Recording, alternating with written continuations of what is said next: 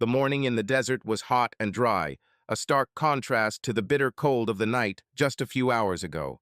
The smells of burnt cordite and death mixed in the air. Corporal Rocco Pistagliani of the Bronx lay prone under the remains of a burned-out Humvee.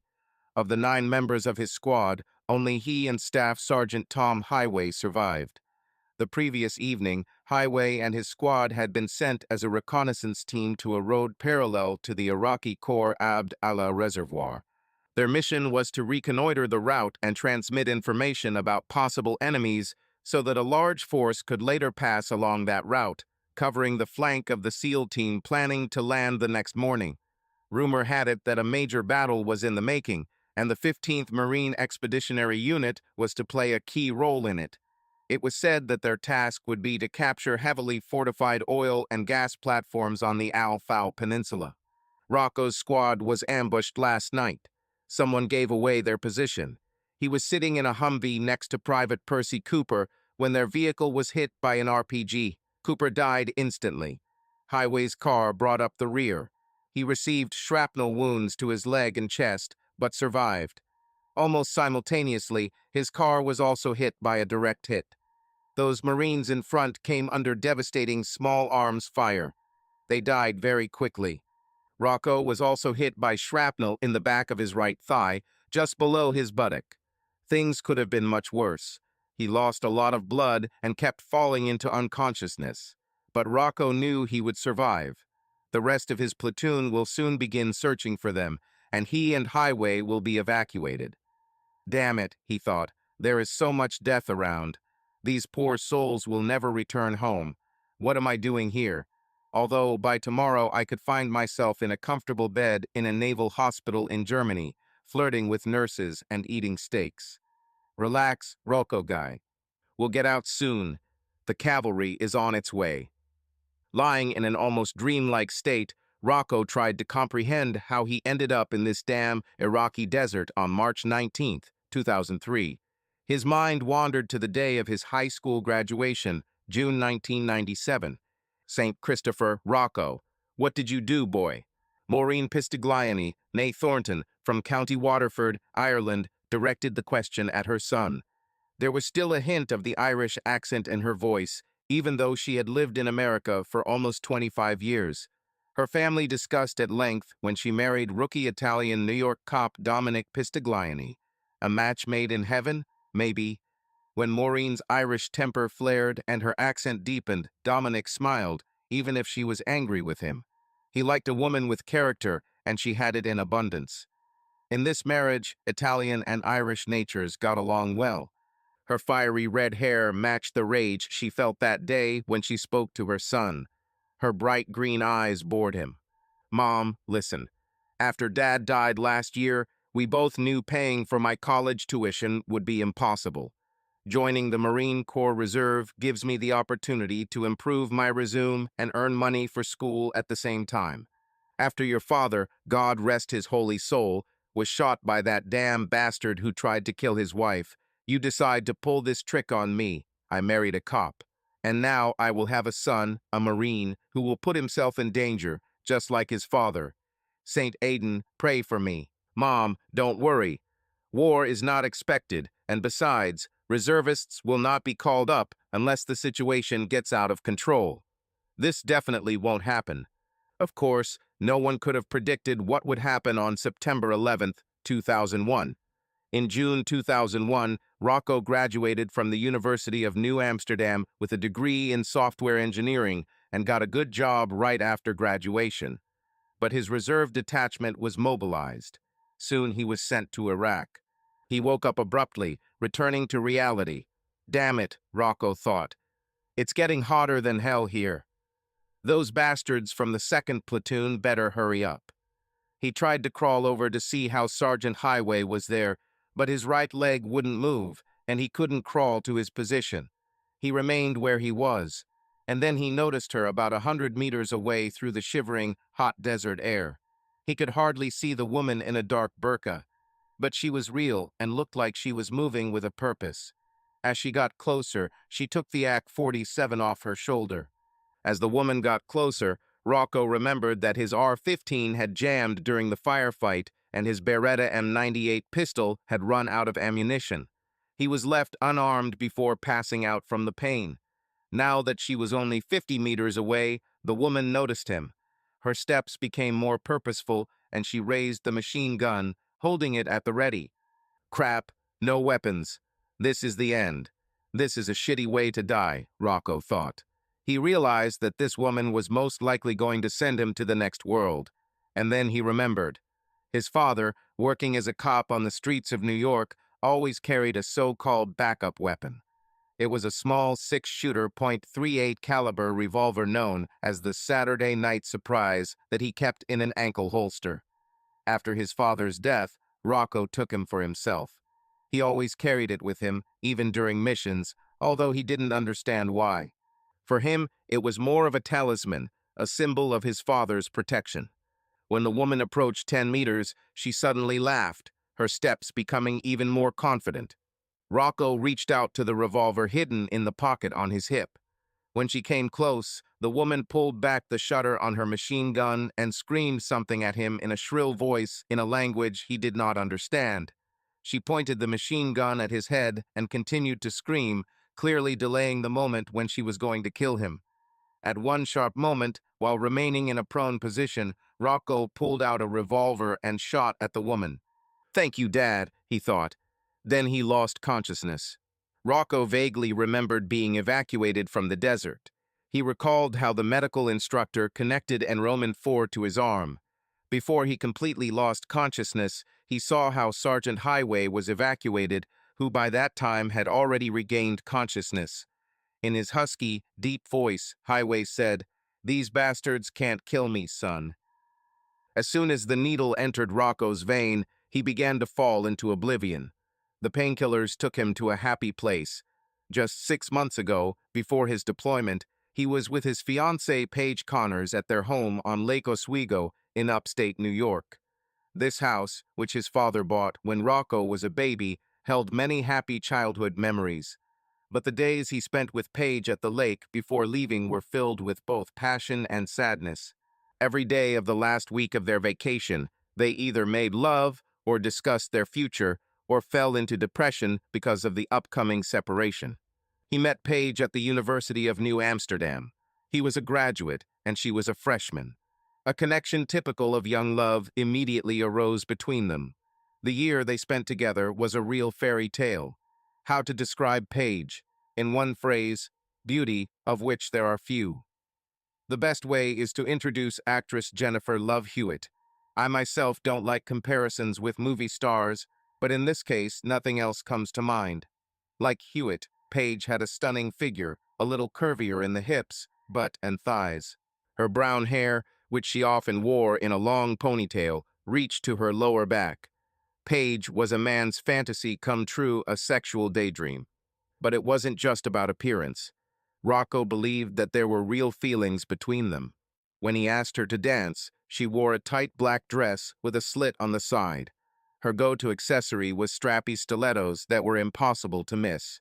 At the club, men simply went crazy seeing them together.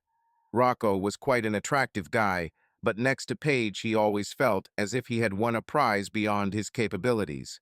On the last day of their vacation on the lake, before his departure, they went down to a secluded cove between the house and the shore.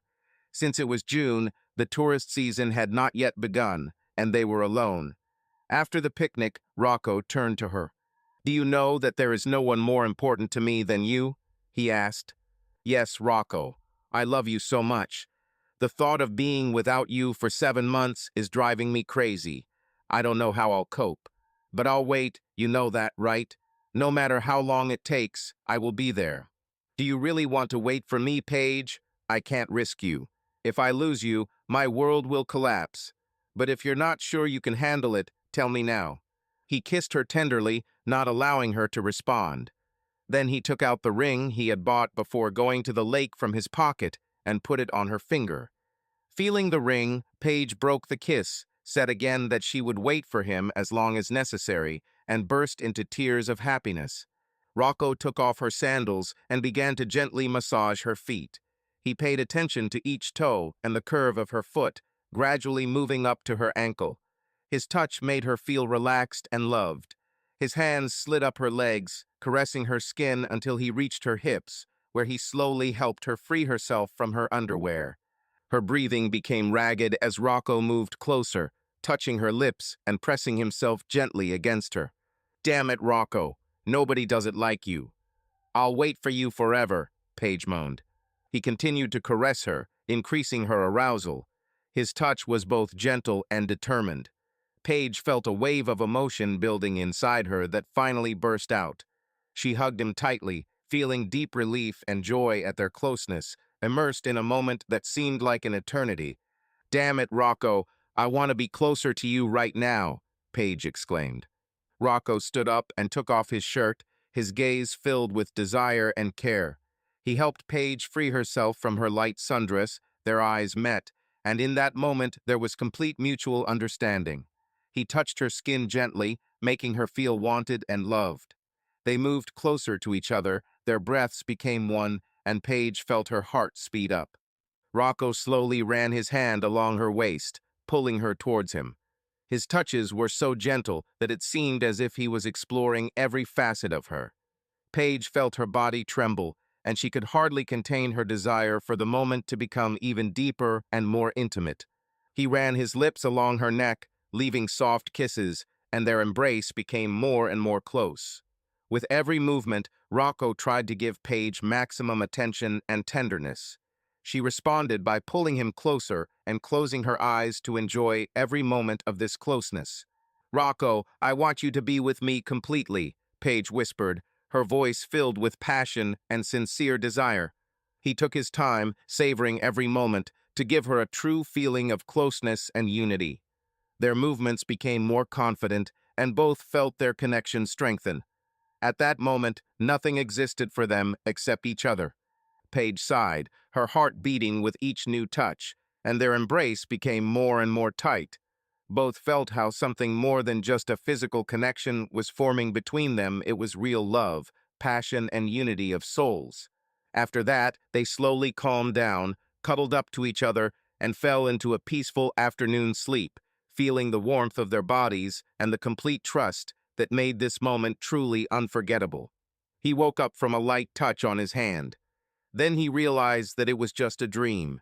The memory of that day on the lake, when he sealed their love with an engagement ring and heard her wild screams, was the only thing that helped him survive the lonely nights in the desert. When he was able to concentrate, he saw a naval officer in a white uniform above his hospital bed. It was a junior lieutenant, and there was something vaguely familiar about him. "Sorry to bother you, Corporal. My name is Lieutenant Mickey Mackay, or Father Mackay if you prefer. I'm a chaplain at this naval hospital. I just walked around the wards. Since I remember you from school, I thought I'd drop by if you're up for a chat." Mickey Mackay was an unusual Irishman. He was tall and strong, like a longshoreman, but his face resembled a leprechaun. He had a thick accent, but there was that Irish twinkle in his eyes that said he would be your friend and one day outdrink you if you bought a drink. "Are we familiar with you?" "Oh yes, now I remember. You studied at the University of New Amsterdam. We played on the same baseball team when I was a freshman. You were a senior on my first team. I remember you because of your strong Irish accent and incredible delivery.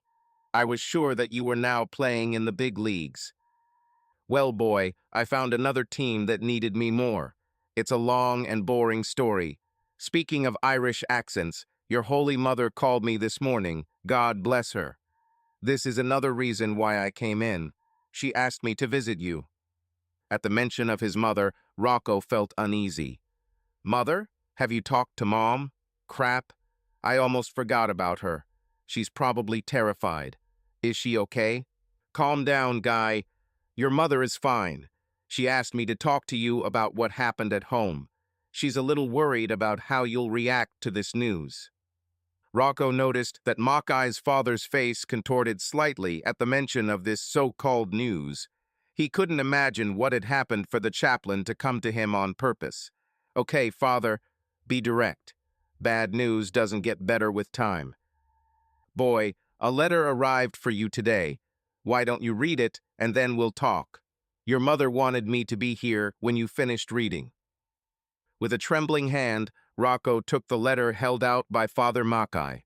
Seeing that the letter was from Paige, he silently panicked. Rocco's thoughts immediately became pessimistic. "No, it's not what I'm thinking about. Crap. Shit." With trembling fingers, he tore the envelope, already realizing what awaited him inside. He had heard about such letters from other poor fellows in his unit. He didn't even need to read the letter to know that it wouldn't do any good. "Dear Rocco, there's no easy way to tell you this, so I'll just say it straight. I know this will hurt you, but if I wait until you get home, it will be even worse. You are a wonderful person, and you deserve to hear it from me now. About a month after you left, I met my ex-boyfriend. I never told you this, but he and I were engaged before I met you. We were very much in love. But then I did something stupid, and he left me because of it. When I met him again, those old feelings came back. Now we are together again. I'm sorry. I'm really sorry. You are a special person, and I will always have feelings for you. But I have to follow my heart. He and I are moving to San Diego soon. Don't worry about the ring. I mailed it to your mother. I'm sorry, but I didn't have the courage to face her. You know her and her hot Irish temperament. I wish you all the best. You're a great guy, and I'm sure you'll meet someone special. All the best to you. Paige." When Rocco finished reading the letter, a single tear rolled down his left cheek. Father Mackay, noticing that he had finished reading, approached his bed again. "I'm really sorry, man. Is there anything I can do to help? Do you want to talk about it?" Rocco just shook his head and motioned the priest away. He was left alone, immersed in a viscous melancholy from both his physical and emotional wounds. First serious failure, and he didn't even see her coming. After 2 weeks in the hospital, Rocco was sent back to the States. During this time, he communicated a lot with Mickey's father. A kind of connection was established between them, although Rocco was no longer a practicing Catholic at that point. His experience in the wilderness and the way his relationship with Paige ended did not make him much of a return to the church. But Mickey's father never pressured him. No, their relationship was more friendly.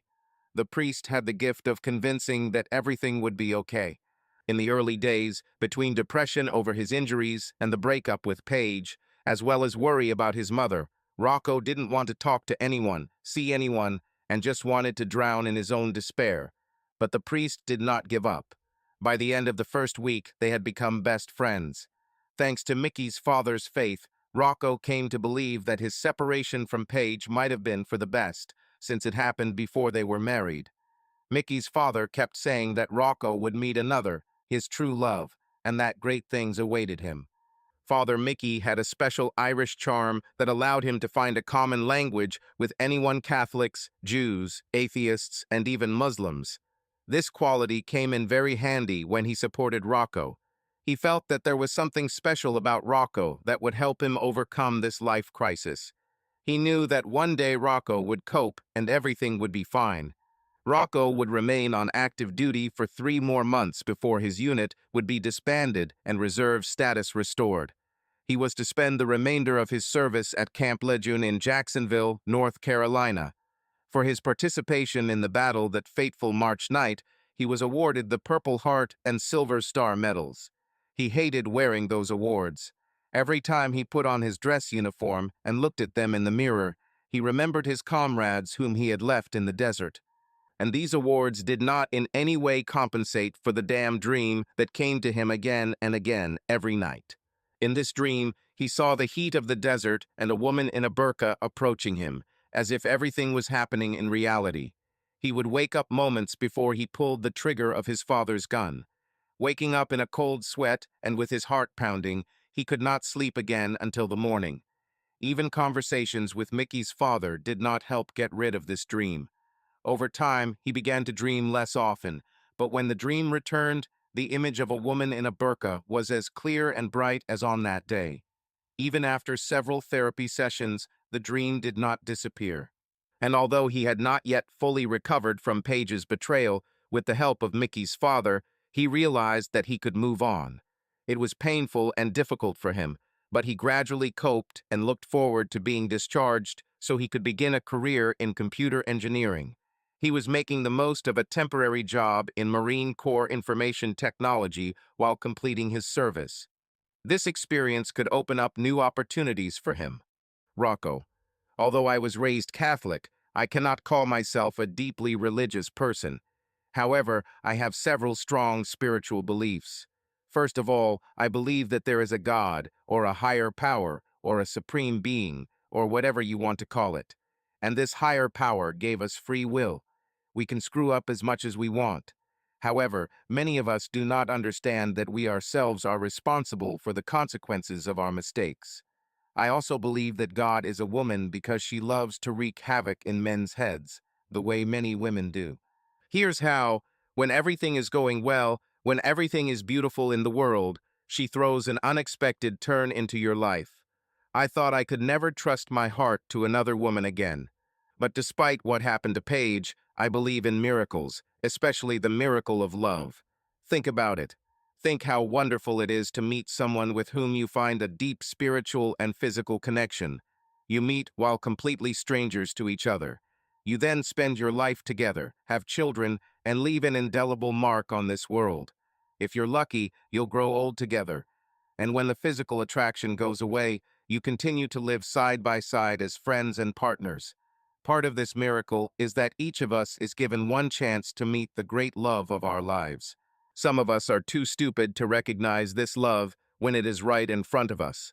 For those of us who are lucky enough to meet our soulmate, if we mess it up, there will be no second chance at true, great love.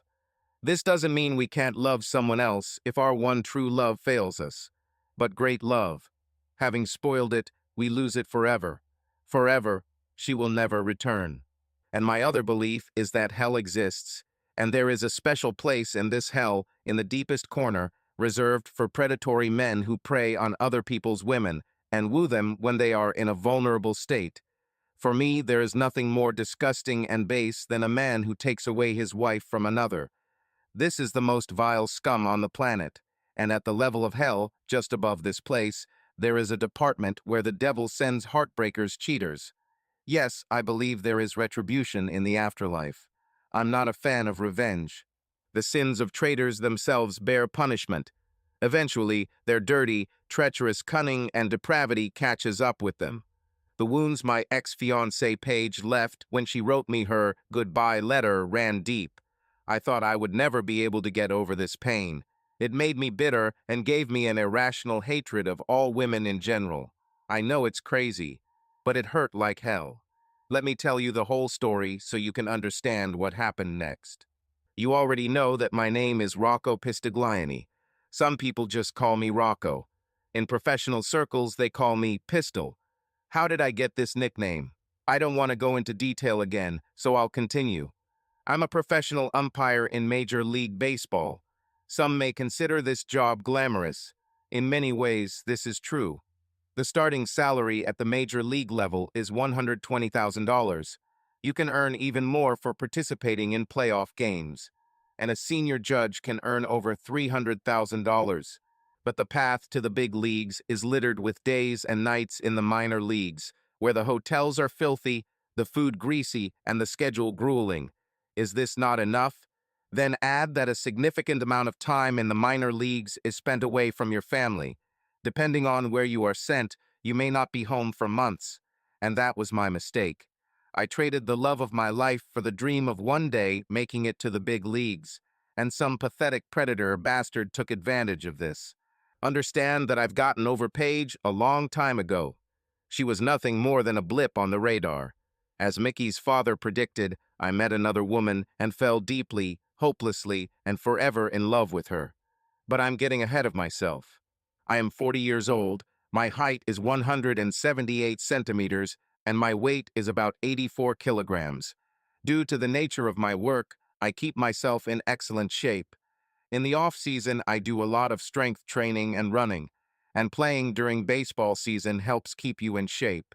I graduated from the University of New Amsterdam in Westchester County, New York in 2001 with a degree in software engineering. In the fall after graduation, the events of September 11th happened. My Marine Reserve unit was mobilized, and I was sent to war. I never thought this would happen when I signed the contract. I played baseball in college. I loved this game and dreamed of one day becoming a professional player. But I wasn't good enough. It was impossible to compete at this level. As it turned out, when I was stationed at Camp Lejeune, someone asked me to be a referee at one of the games. I liked it. Damn, I knew the rules of the game, and I found myself caught up in the action. My decisive nature and confident personality made me a natural referee. You see, I was not a quiet person. I've always been a leader, a person who doesn't tolerate nonsense. That's the kind of Bronx upbringing. About 2 weeks before I left the army, something interesting happened. I received a letter from the same Paige. It seems she found my address through a mutual friend. She realized that it was a mistake and that she had made the wrong choice. As it turned out, shortly after they moved out west, she caught him in bed with another woman. Can you imagine? She begged me for forgiveness and asked if everything could be returned. Here's my answer. Dear cheating bitch, never write to me again. Go to hell, Rocco. When I was discharged from the army, my family wanted me to get a job in information technology. But I was feeling a little restless and decided to go a different route.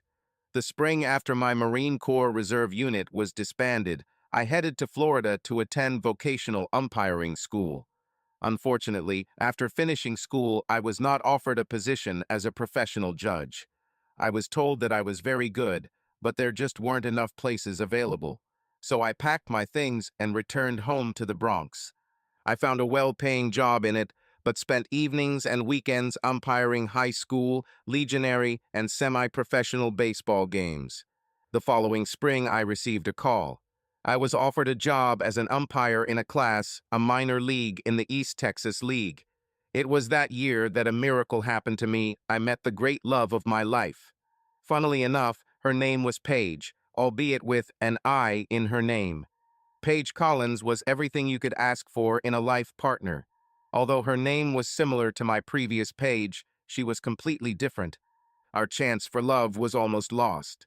My refereeing partner and I were in San Antonio preparing for that evening's game. Suddenly, a strong storm began, and the match was canceled.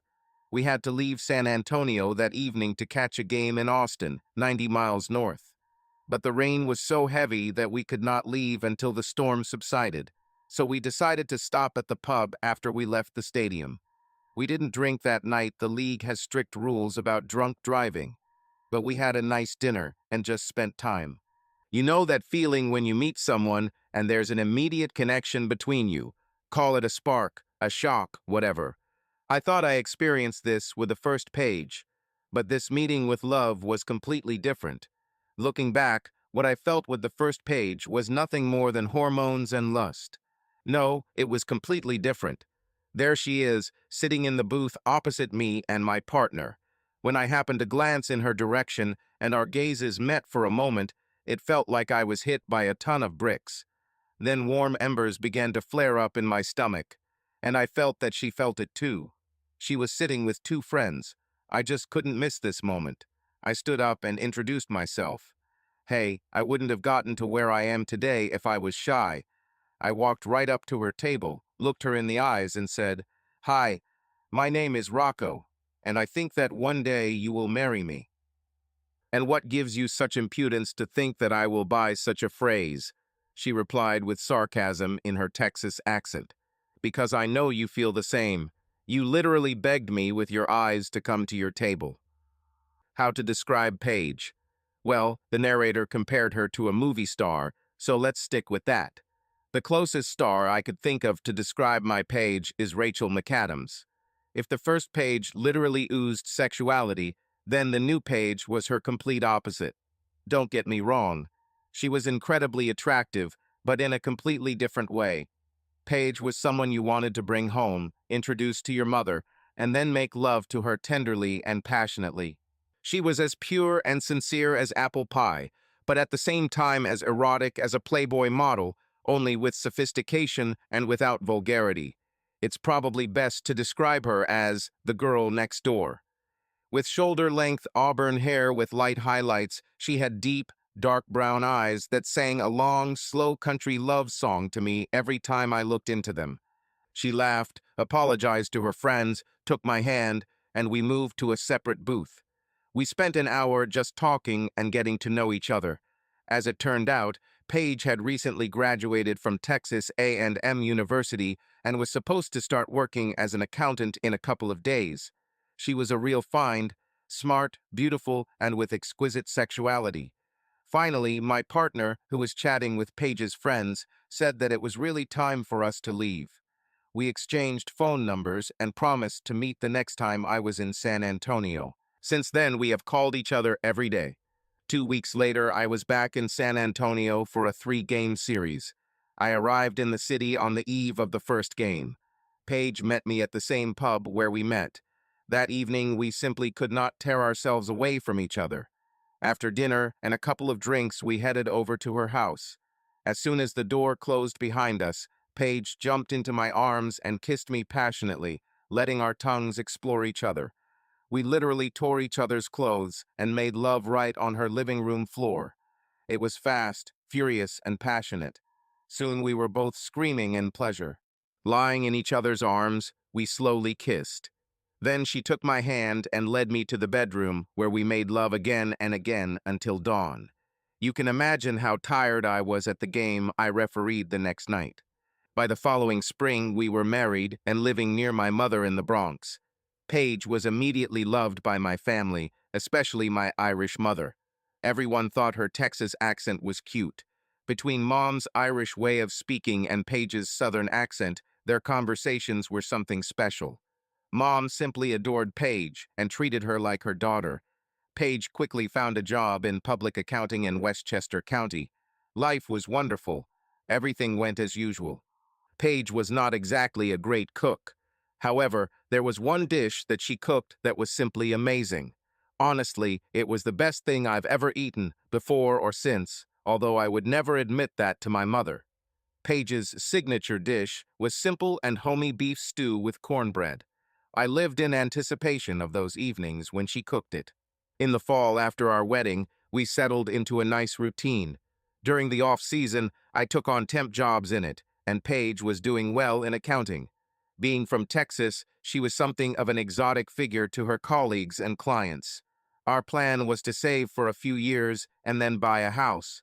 2 years later, we achieved our goal and moved out of the city. Life was wonderful. Our passion for each other and closeness never faded. Paige didn't mind that my job as a baseball umpire required me to travel a lot, or at least she never said so. She supported me, as did the wives of my colleagues. Paige understood that it was important for me to follow my dreams. We somehow coped with separations and lonely nights. After I got a job in the Inter-Atlantic League with a Class A team, I was able to come home often during the season. Have we had trust issues or fears of infidelity? Not the slightest. We were so in love that these thoughts didn't even cross our minds. I, like anyone who travels frequently, had many opportunities to go astray. But it never even occurred to me.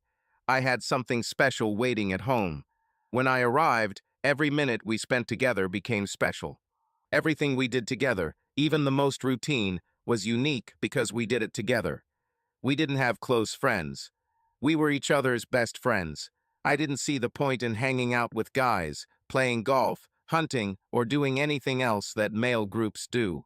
My whole life was focused on Paige. She had friends from work, but never had a girls' night out, at least not that I knew of. And she never made plans to meet them when I was in town or during the off-season. Yes, I know what you are thinking. How can two souls maintain this level of intimacy over time? But we did it. And another unexpected bonus that came with Paige surprised me. The nightmares caused by PTSD disappeared. The killer in the burqa no longer haunted my dreams. It happened pretty quickly. We were married for almost 5 incredibly happy years. We were both so happy with each other. Our intimate life has not faded over time, like many other couples. Yes, sometimes we quarreled, but never seriously and certainly not in a way that separated us. We had some financial difficulties because I wasn't making much money in the minor leagues. But Paige always encouraged me to follow my dreams and assured me that sooner or later we would get back on our feet and create something special. We managed and even saved for the future. We were so confident in our love that in the fall of 2013 we decided to have a child. In early November, Paige became pregnant. She looked great in her new status, just as attractive as before. But fate turned out to be cruel to us, and God again decided to play a cruel joke on me. In early March, shortly before I was scheduled to leave for preseason practice games, we suffered a miscarriage. Paige was completely devastated. I took emergency leave and only started working when the season started in April. Although Paige recovered physically, she was in a terrible state emotionally. All this time, I did everything possible to support her and show her how much I love her. But she became more and more distant from me. I started stopping by her work a couple times a week with flowers to invite her to lunch. After some time, she asked me to stop because she was embarrassed in front of her colleagues. I took her to nice restaurants and to dances, just like before. Nothing helped. The more I tried, the further she pulled away. Paige no longer wanted to make love and became more and more distant. Every time I tried to take the initiative, she refused me, citing either a headache or fatigue, or simply saying that she was not in the mood. In fact, the last time we made love was before the miscarriage. Before the season started, I convinced her to see a therapist. This seemed to help a little, but her therapist suggested she join a support group for bereaved people. That's when everything started to fall apart. Her first lesson in the group took place before I left. When she returned home, she seemed a little more lively. Paige said that although it opened up old wounds, the session really helped her understand the nature of her depression and the cause of it. She talked about this with enthusiasm. She also kept talking about the leader of the group, a certain Jeremy Speedman. She described him as an incredibly talented and thoughtful person. For a couple of days in a row, I only heard, "Jeremy this, Jeremy this." Paige talked about him with great enthusiasm. They apparently had a very open conversation after the first session. She shared his stories from the army, how he was a medic on the front lines. Later, through my old connections, I learned that although he did serve as a medic, his stories of military exploits were complete fiction. He worked in a rear hospital. But Paige completely believed his words. I left for a couple of weeks, but began to feel suspicious. This was the first time I doubted my wife. After the third support group meeting, I called home. Paige's voice sounded the same as before. She was animated and seemed pleased. She detailed how other participants' stories helped her gain perspective. She then mentioned that after this session she went out for coffee with Jeremy and he helped her understand her feelings better. She explained this with such delight that I didn't know what to think. I couldn't come home for another few weeks, but every evening when we talked on the phone, she seemed more and more animated. At the end of the fourth week, on Thursday evening, I could not reach her by phone. I had an unpleasant feeling inside. The next day, Friday night, I returned home earlier than expected because I had a match in Brooklyn over the weekend. Since Brooklyn was only 2 hours away, I decided to stay home instead of checking into a hotel with the other judges. The night before, I left Paige a voicemail saying I'd be home.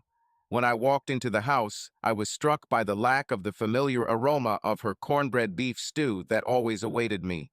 But what was even more surprising was that she was not at home. This was the first time in the 5 years of our marriage that I came from the road and did not find the comfort of home. And what's worse, there weren't those special moments we always spent together after I returned. At 9 p.m., I finally received a message from her. It said she stayed late at work and then went for coffee with the leader of the support group. Of course, by that time I already felt that something was going wrong, but I didn't want to believe it. When she came home at 11 p.m., I was already in bed. I pretended to be asleep. I would never have done this before, but at that moment I was overcome with anger. Paige got in the shower, put on her old nightgown, and didn't even try to wake me up. It wasn't like her at all. She used to love to wake me up with her tender and passionate caresses. Now there was none of this anymore. On Saturday morning, I got up early and made my own breakfast. Paige didn't come down until 10 a.m., which was unusual for her. I prepared breakfast for her, but she remained strangely silent and aloof. She always listened with interest to my stories about unusual events at matches, funny managers, and players. But that day she was not at all interested. The conversation was tense and the atmosphere heavy. I felt something unsettling in the air. It made me angry and sad at the same time. Instead of staying home under this pressure, I decided to head to Brooklyn early. Before we left, I asked Paige to come with me and spend the evening together after the game. She immediately refused. "Darling, I've had a hard week, I'm tired." She never got tired of spending time with me before. Then I finally realized that something had changed between us. That evening the game lasted until late at night, and I did not return home until after midnight. Paige was already asleep. The next morning turned out to be just as cold and distant as the previous one, and again I went on the road for 2 weeks. She gave me a quick kiss on the cheek and wished me good luck. That's all. At that time, I was not yet ready to hire a private detective or arrange proceedings. I still had faith in our love and trust in her. Unfortunately, as it turned out, this trust was in vain. About a week after I left, I received a call from Paige while I was in the locker room after an evening game in Hartford, Connecticut. She sounded unusually animated, almost like the old Paige, and that gave me hope. I began to think that perhaps everything with Jeremy was a figment of my imagination and that my wife was returning to her old self. But this thought dissipated within a minute after the conversation began. "Rocco, I need to ask you something. I think you won't mind, but I still wanted to discuss this with you. I'm just really excited, and I hope you'll be too." I became wary. "Of course, Paige, what is it? It sounds like you're really inspired by something. I'm glad you're starting to feel better." "Yes, I feel amazing. Almost like before. The support group and Jeremy helped me a lot. You'll see when you get home. It will be a completely different me." And that damn Jeremy again. His name appeared in every conversation we had. "Jeremy is organizing a retreat for a support group in the Catskill Mountains. There will be psychologists, speakers, and small master classes. I think this could be a big step forward for me. You know, Paige, this all sounds great, and I would like to be there with you to share this event. But I have to say, I'm a little worried about all this time you're spending with this Jeremy guy." "Calm down, Rocco. There is nothing between us. He just gives me tools and ideas to think about. Paige, I've never done this in all our time together. I never tried to tell you what to do.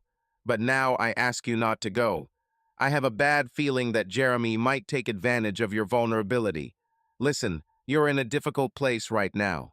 Maybe we should think about our future. When I get back from this trip, let's sit down and talk. Maybe it's time for me to give up this crazy dream of arbitration and we'll settle down. Maybe we'll even try to have a child again." I never expected what happened next. She came at me with rage, shouting and insulting me, declaring that I had no idea what it was like to be my wife. This confused me. Before my miscarriage, she was the most supportive woman I have ever known in my life. But what she said after that was the last straw.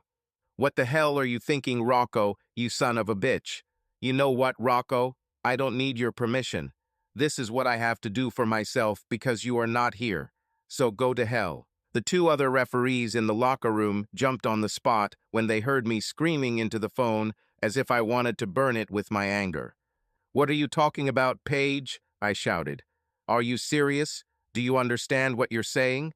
Do you understand what this will lead to? Well, here's my answer. There is no way in hell you should go to this event with this. God forgive me, Jeremy. We have to work on our marriage, Paige, because if we continue like this, there will be nothing left of us. You see, Rocco, I can't talk to you anymore. You immediately fly off the handle, even though you promised to listen to me. I don't need to listen to anything else. The answer is no." "Well, first of all, Rocco, I didn't call you to ask permission. I am an adult and can make decisions myself. So I'll go. Get used to it." "Jesus Christ, Paige, can you hear yourself?" "Listen, asshole," she screamed. "This is what I want. Just what I need. You can't stop me. I'll do it. Okay, when she unleashed a stream of curses on me, it was still tolerable. But she called me an asshole. It wasn't my Paige. Please don't go. Just wait until I get back. We'll talk then. No, Rocco. This is an event this weekend. It's too late to give up. And besides, I don't want to give up. Jeremy will take me and make sure I'm safe and comfortable because you're not here to be the husband I need. So you've already decided everything. Simply wonderful. I swear, Paige, if you do this, everything will change between us. You know what, Rocco? Go to hell.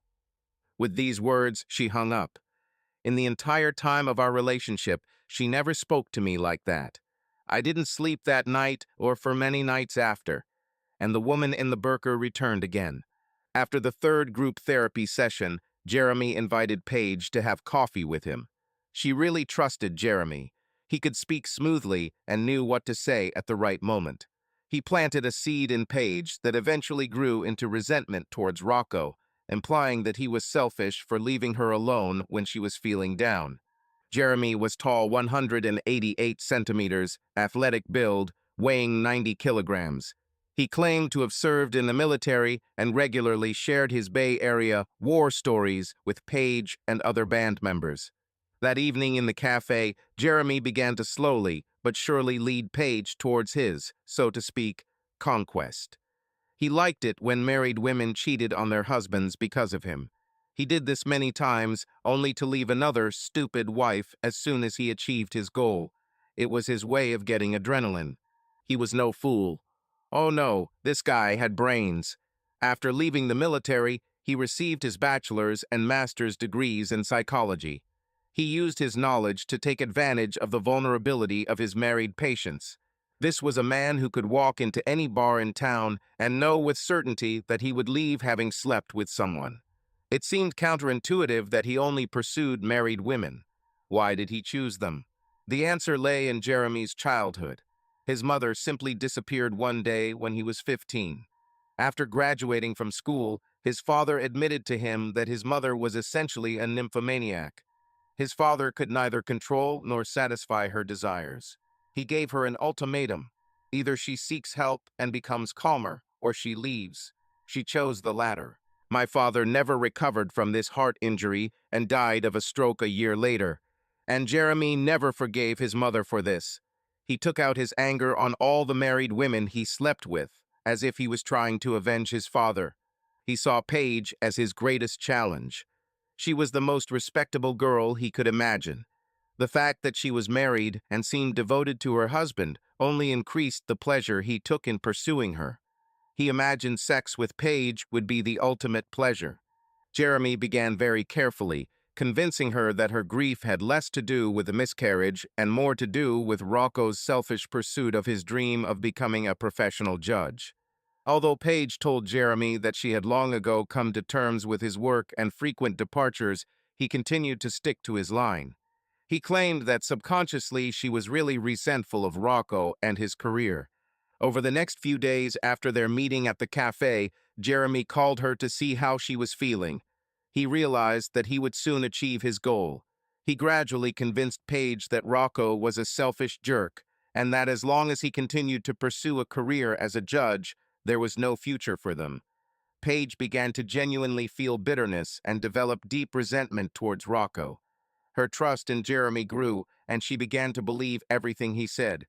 When Jeremy realized that she was already at his mercy, he convinced her that she must punish Rocco. He said this would let Rocco know that she needed him at home, knowing that he would likely never give up on his dream. Jeremy advised Paige to deprive Rocco of sex and intimacy. As a result, she stopped calling him in the evenings, as she had done throughout their marriage when he was on the road. She started ignoring his calls. In those rare moments when Rocco was able to come home, Paige acted cold and distant. If he tried to initiate intimacy, she immediately rejected him.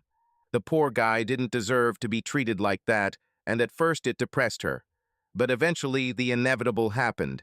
She turned to Jeremy for the intimacy she had deprived Rocco of, as well as the sex that was no longer available in their marriage. Paige. It became a habit, Every night after group therapy, Jeremy and I would go out for coffee. The conversations became longer and more frank. Understand that by that time I had not had sex for several months. Jeremy convinced me that I shouldn't be available to Rocco. His logic was this: if I deny Rocco intimacy, then he will understand that his absence is destroying me. It turned out that this son of a bitch did not want to help me save our marriage. One evening, several weeks into therapy, Jeremy reached out and gently touched my arm. I didn't pull away. He looked deeply into my eyes and held that gaze. Then he gently leaned across the table and lightly brushed his lips against mine. And again, I didn't pull back or resist. It was the first time I had kissed a man other than my husband since Rocco and I met in San Antonio. I didn't know what I was thinking. I was lonely and Rocco wasn't there. I know how it sounds, but at that moment I felt like a different person. I felt like I needed this after my miscarriage. I convinced myself that I was doing this for myself because I unfairly thought Rocco was selfish, chasing his dream while I dealt with grief alone. Looking back, I realize how stupid I was. Even if I managed to avoid the consequences, it would still affect our marriage. Jeremy told me that before getting his psychology degree, he worked as a massage therapist at a spa. How convenient, right? How could I be so incredibly stupid? He suggested that maybe I should relax and take my mind off Rocco with a massage. He invited me to his place. Purely professional, he said. I know what you're thinking. How naive is this fool? Massage, seriously? But as I said, I was weak and ready to be used. It wasn't until it was too late that I realized Jeremy was a predator. I followed him in my car. When I arrived at his apartment, he poured me a glass of wine while he unfolded the massage table and laid a fresh sheet on it. So how does it work? Do I need to take off my clothes? Will they cover me with a sheet or something? I asked. Well, Paige, I certainly don't want to make you feel uncomfortable. But for the best massage, you should completely undress. If it makes you uncomfortable, you can leave your bra and panties on. By then, I was already under his spell.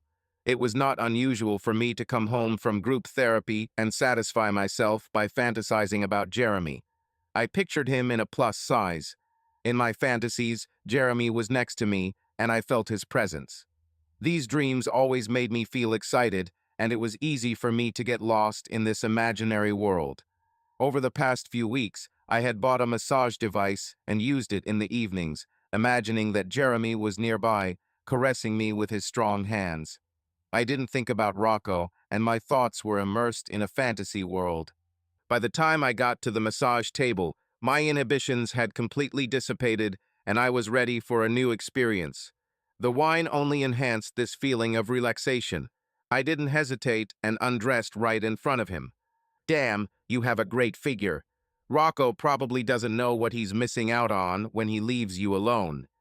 He continued to keep my spirits up as I lay down on the massage table. Jeremy poured warm oil onto my back and began to gently massage my shoulders, moving to my waist and then my lower back. I relaxed and got lost in his arms. He was very attentive and gradually continued to massage my legs and feet. I see you relaxing and letting go of all your stress with Rocco. I told you a massage would be good for you. Why don't you turn over so I can massage the front side too? When I turned around, he noticed how relaxed and calm I looked. There was an atmosphere of peace in the air. Jeremy also looked uninhibited and relaxed. After rubbing my legs a few times, he pulled me a little closer to the edge of the table. You need more relaxation, don't you? Let's continue and achieve complete stress relief, he said, and I smiled, trusting his experienced hands. Somewhere my conscience must have kicked in, and for the first time with Jeremy, I put up some resistance. It was weak at best. I knew that I was in his power. He pulled me close, and I felt his touch. His confidence and passion gave me mixed feelings. My head said one thing, but my body and emotions suggested something else. Come on, Paige. You want this, don't you? No, this is wrong. I can't. My husband. I objected weakly, but my words sounded unconvincing. It was just superficial resistance, without real confidence. He touched me gently, and I felt my heart beat faster. The emotions that I tried to hold back finally took over. He approached, and my inner fears and inhibitions began to recede. I heard my voice change. Fuck it. I want it. And so, passion took over. We got lost in this moment, forgetting about everything around us. Excitement and desire overwhelmed us, and I could not resist the feeling that covered me in a wave. It was something new, something I hadn't felt for a long time. Jeremy was gentle but persistent. His touch was full of confidence, and I was lost in this whirlpool of emotions. We spent a lot of time together that night, and every minute was filled with something special. I was captivated by the feelings that opened up before me and forgot about everything else.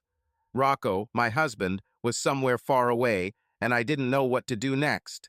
It was impossible to look back. The question now was, what should I do with Rocco, and what role would he play in my life from now on? Soon Jeremy and I were meeting twice a week. The last time before the weekend when Rocco and I had a big fight, Jeremy insisted we do it in my bed at our house.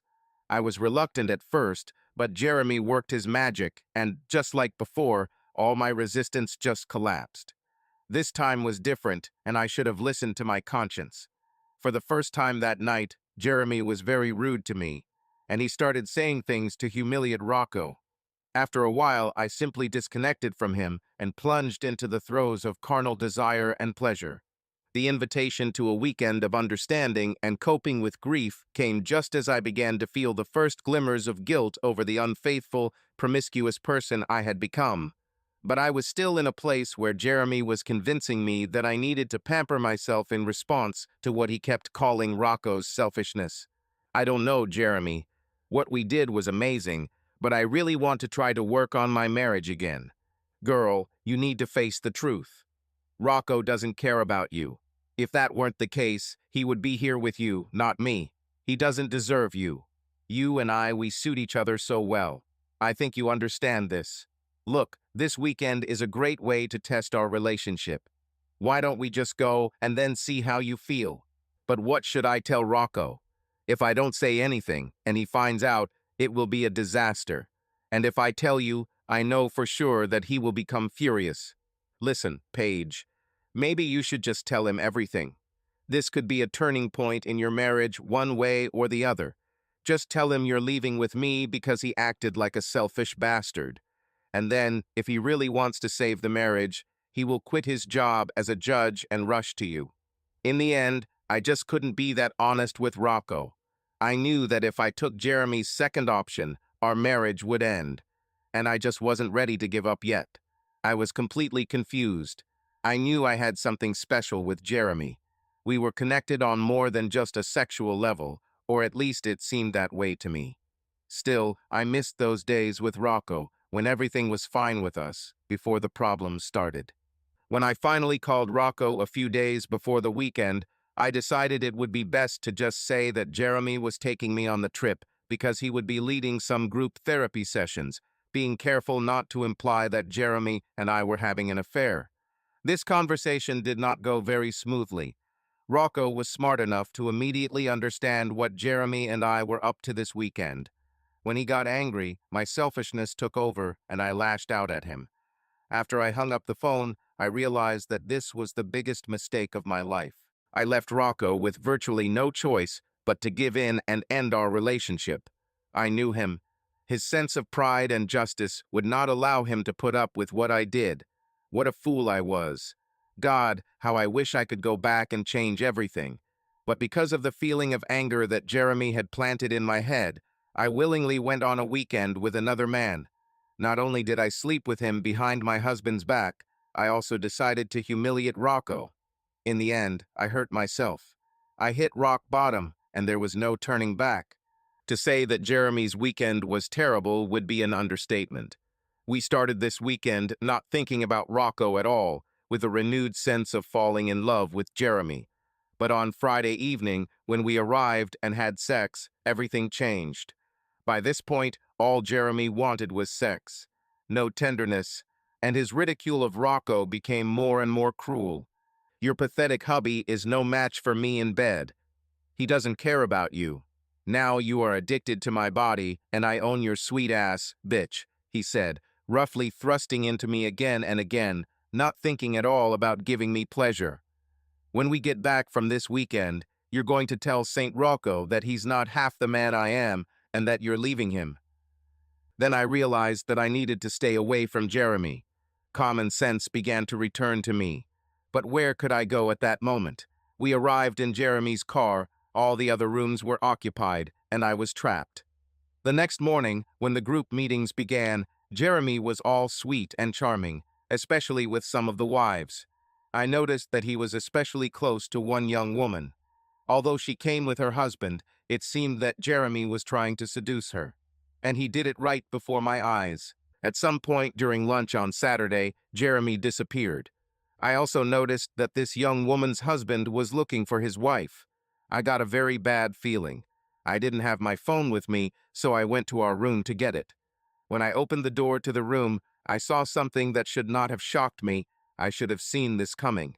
In front of me was that same young married woman, bent over the edge of the bed. Jeremy held her hair, forcing her to raise her head, and forcefully had sex with her. He turned his head slightly to the right and probably saw me out of the corner of his eye. "Hello, woman of easy virtue," he said, without stopping his movements, absorbed in his new lover. "Do you want to join? Why don't you join us?" I barely made it to the bathroom in time to throw up in the toilet. I finally fully realized my mistake. What made me lose my head over this lustful dog? How could I fall so low? What did I do to my Rocco? I started to think that maybe the miscarriage was affecting my mind or my hormones. But who was I trying to fool? I did this myself to the man I love because a predator convinced me that Rocco was selfish. How stupid was I? Jeremy and this new bitch were still going at it when I came out of the bathroom. I quickly gathered my things, put them in a travel bag, and ran out of the room. Somehow I was able to figure out how to get to the bus station and return home. Is it too late to fix this nightmare? A few days later, Jeremy called me. He was Jeremy the professional again, sweet and apologetic. And guess what I did? I ran to his bed again. What a fool I was. Rocco. Over the next 2 weeks, instead of the usual evening calls, there were no calls at all. My calls to Paige went straight to voicemail. On Friday afternoon, a month after he and Jeremy probably had sex on this so-called reconciliation weekend, I came home and again, no stew, no cornbread, and no wife. I fully intended to talk to her about this weekend and tell her that our marriage would end unless she quit these grief meetings, cut all ties with Jeremy, and agreed to go to marital counseling with me. I was ready to quit my job as a judge immediately. My decision was made. I was going to give our marriage another chance. But that Friday night, I didn't have that opportunity. She didn't come home. I realized then that we were done. When I returned home early Saturday evening from a game I had refereed that afternoon, the house was still empty. Paige must have returned home sometime late Sunday night. I found her in bed. She snuggled up to me as if nothing unusual had happened. I got up early, went downstairs, and prepared breakfast. Soon she came down and sat down at the kitchen table.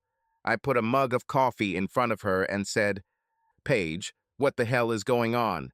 It feels like I don't have a wife anymore." The look on her face gave away her secret. I asked her the question directly. "How long have you been sleeping with Jeremy Speedman?" Uh, I, I don't, I mean, Stop lying, Paige. Tell me, how much time?" "Sorry, Rocco. I never meant to hurt you. It just happened naturally. When you left to start the season, I was still depressed, but you had to go, and I was angry at you for leaving me.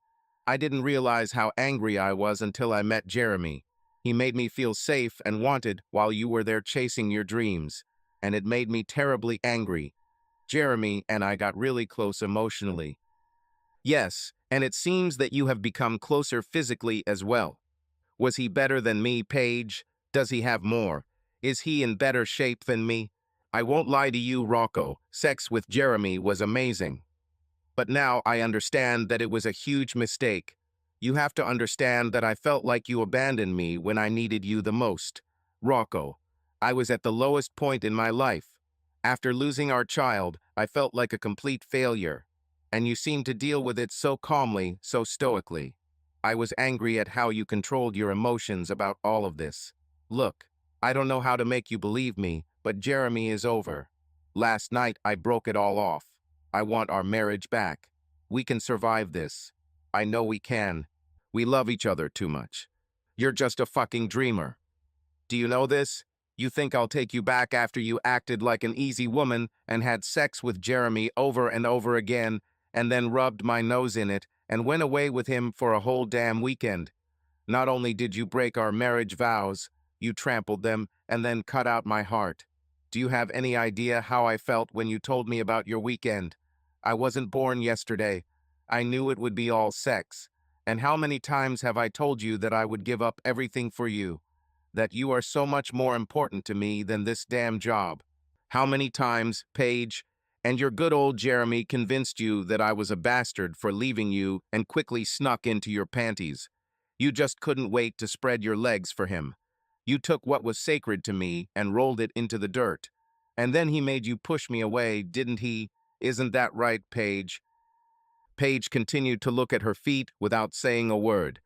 Oh my God, Paige, why didn't you just put a bullet in my damn brain? Do you know how much I loved you? Do you know that I would die for you? I'd take a bullet for you. And you do this to me. 5 years down the drain. For what, Paige? Because you couldn't deal with your fucking reality. I lost a child too, you know. I was grieving. Lord, how I grieved. I just didn't show it to you because you were in your own despondency.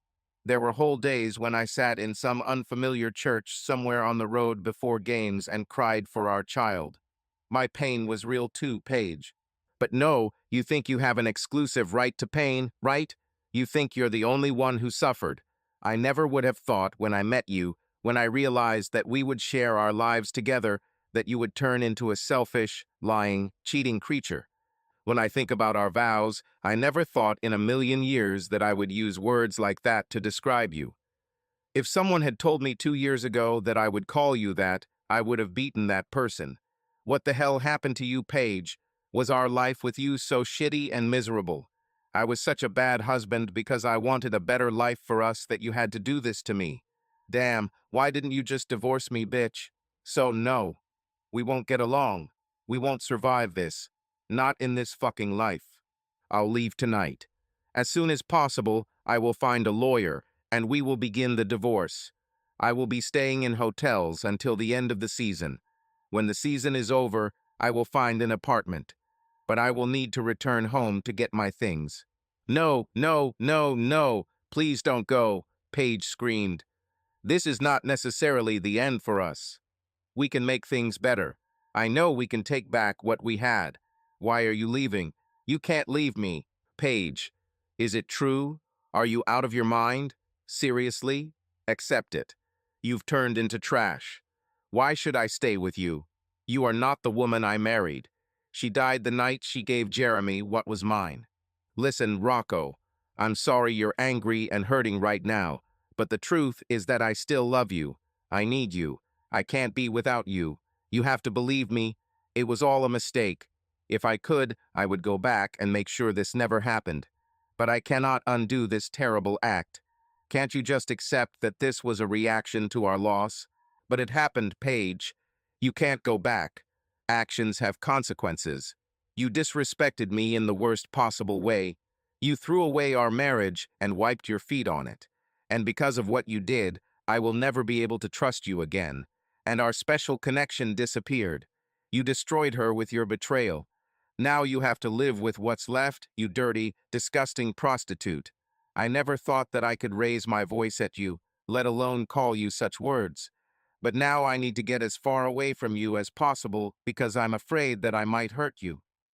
Paige collapsed to the floor and curled into a fetal position, her body shaking with sobs. She repeated again and again, I need you. I can't live without you. Don't go, please. Damn you and the Texas horse you rode in, Paige. I will leave your life and never want to see or hear from you again. I never thought I would tell you this, and may God forgive me for being so rude, but to me you are no longer the woman I married or loved. Now you are nothing to me but a dirty, cheating, disgusting woman of easy virtue. Sorry if this hurts, Paige, but that's how I feel about you. I can never come close to your changing nature again. The next week, I had her file the divorce papers at work, and she signed them without resistance. She even asked, through our lawyers, to leave the house behind me. No conditions, no reservations. She simply left our life together. I never thought Paige could completely destroy me, but she just left me. Did I want to fight for my wife and our old life? No way. She made a choice.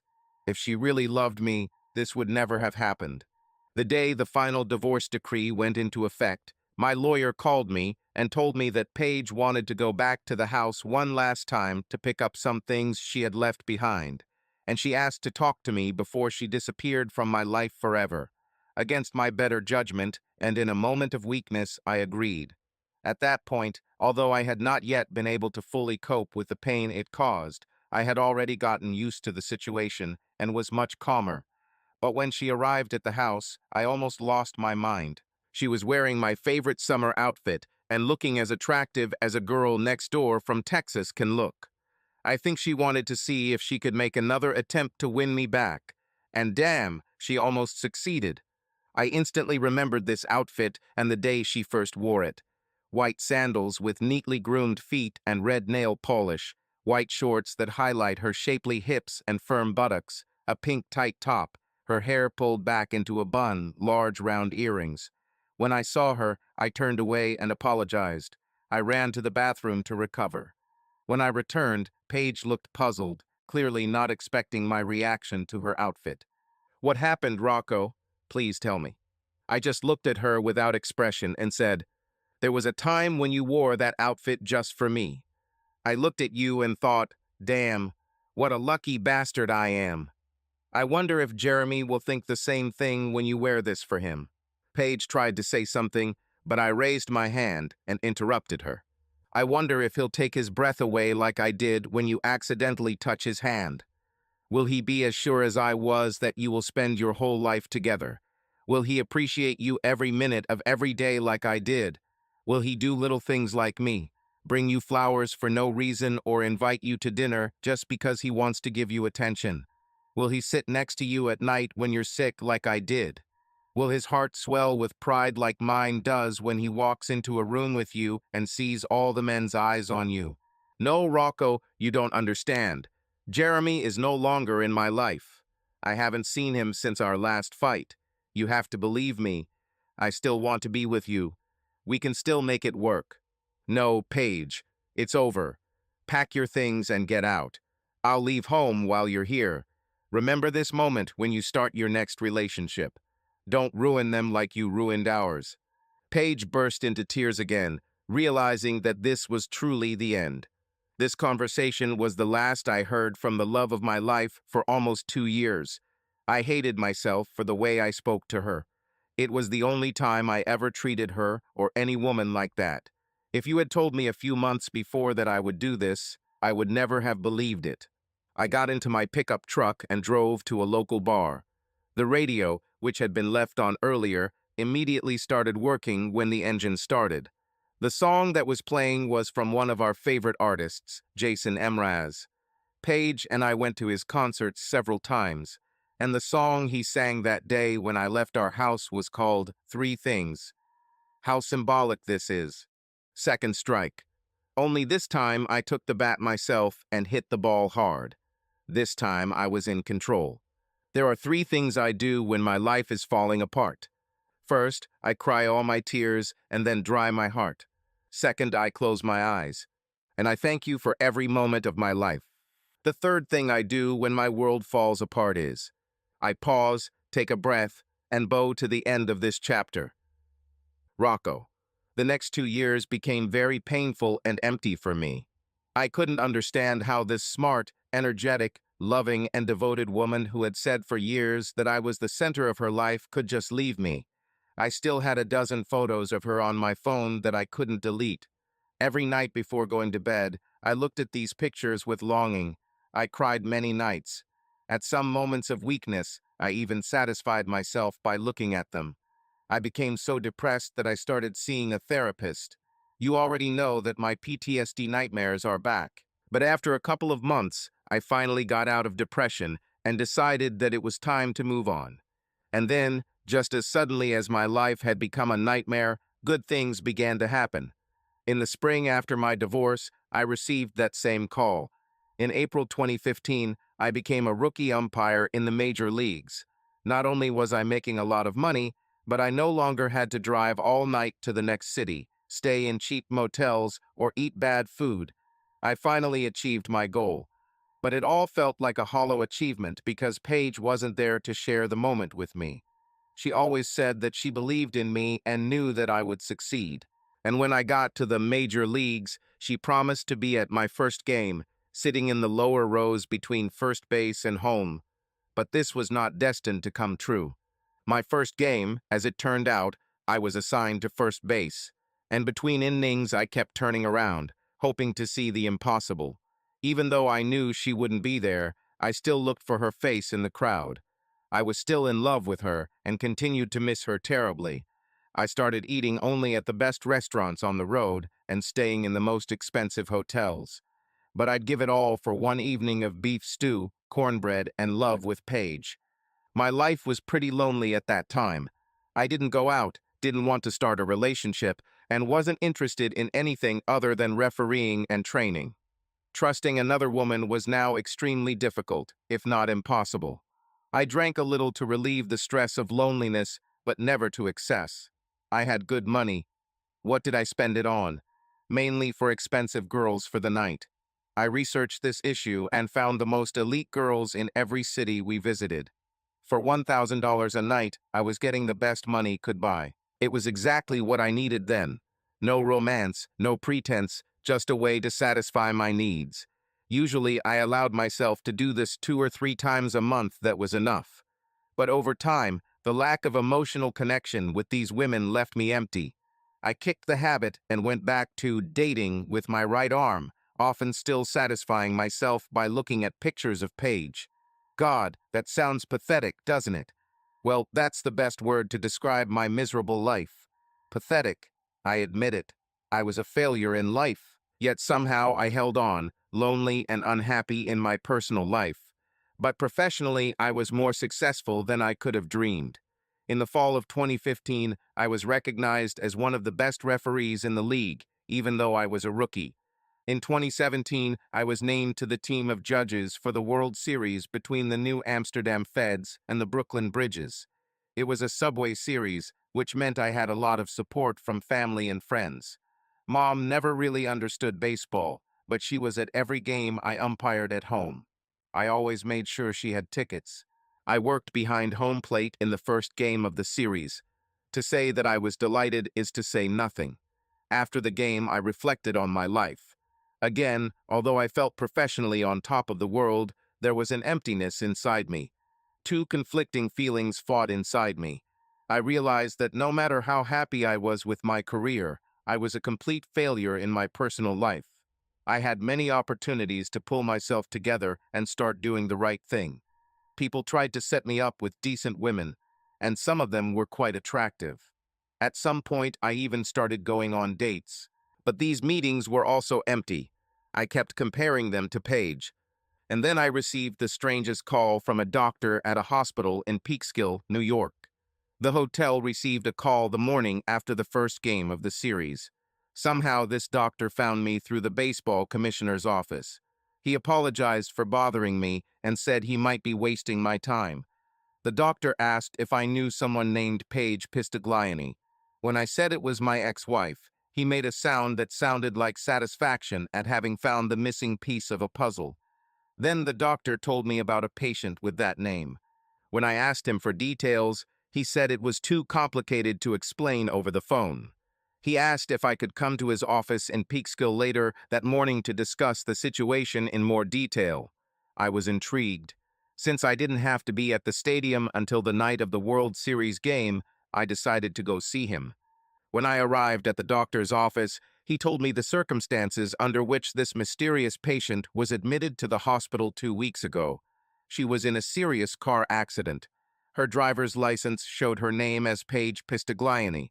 She suffered a serious traumatic brain injury and was kept in an induced coma until her brain swelling subsided. About a week ago, the swelling subsided, her vital signs were excellent, and she was brought out of her coma. By all indications, the doctor said, her physical recovery was going remarkably well. But on the mental side, they were very worried. And that's where I was needed. The patient knew her name, but the address she gave did not match what was on her driver's license. They could not find any relatives. In fact, the only address she remembered was my house, our old house, when we lived together. Even worse, she was sure it was 2015, 2 years ago. She constantly asked about her husband Rocco and why she was left alone. Sometimes this made her so agitated that she had to be calmed down with medication.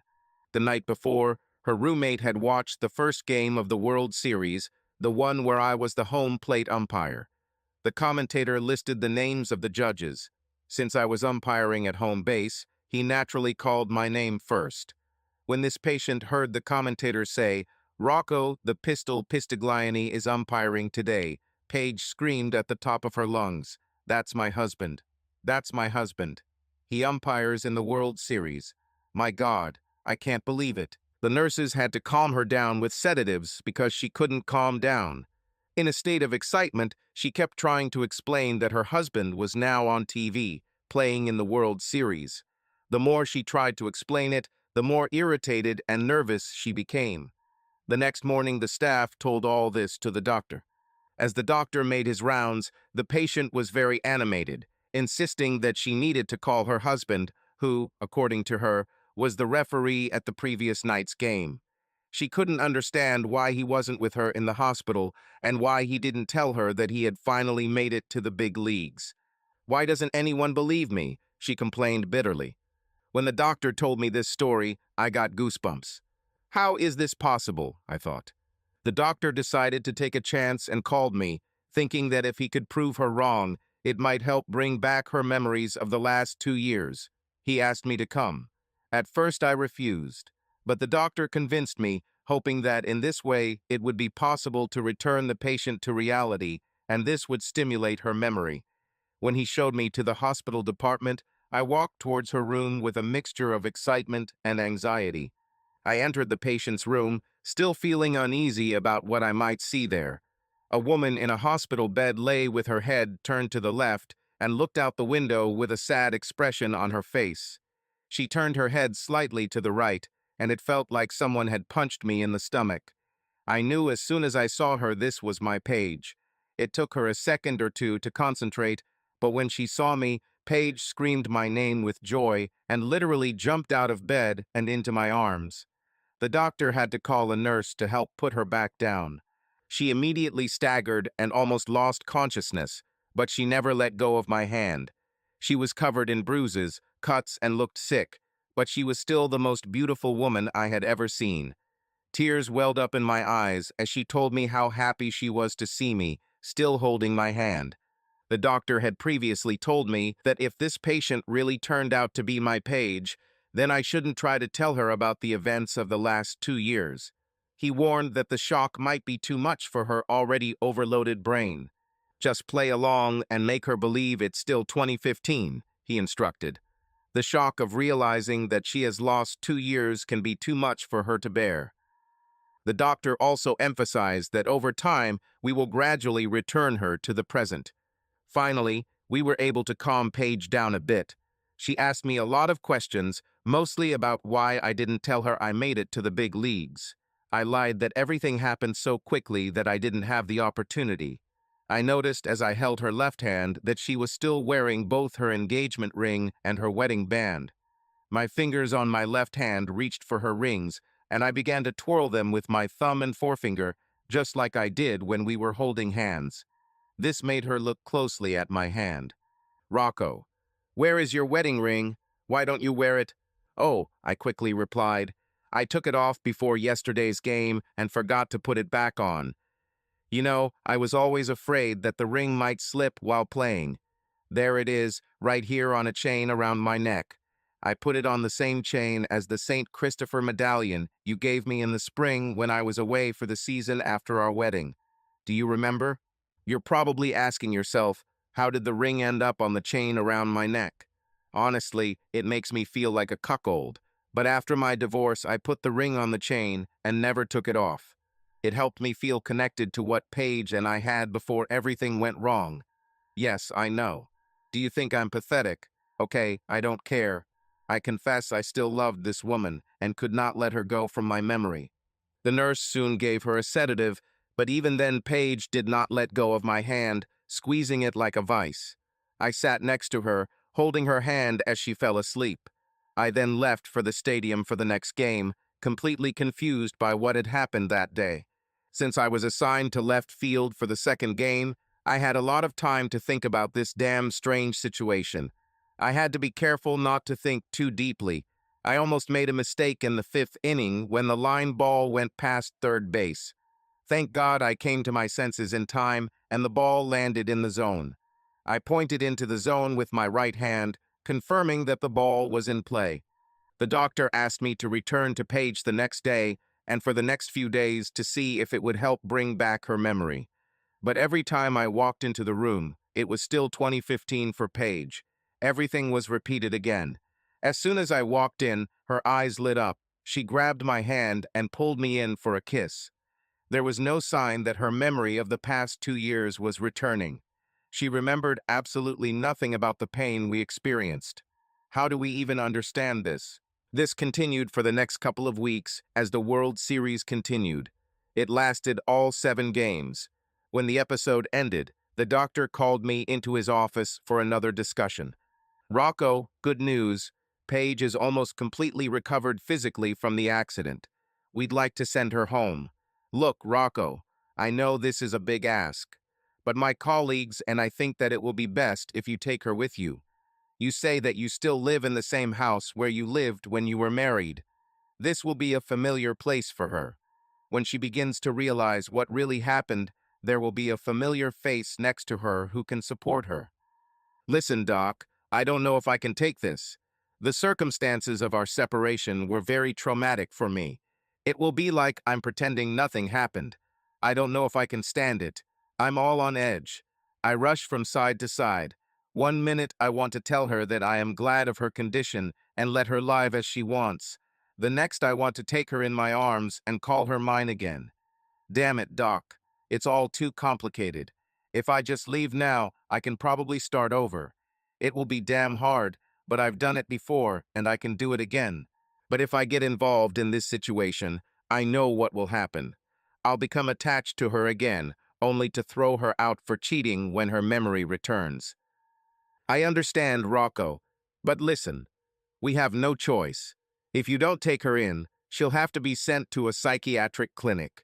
And since she has no visible means of support, at least none that we can identify, she will be placed in a government facility. You don't need to explain what these places are.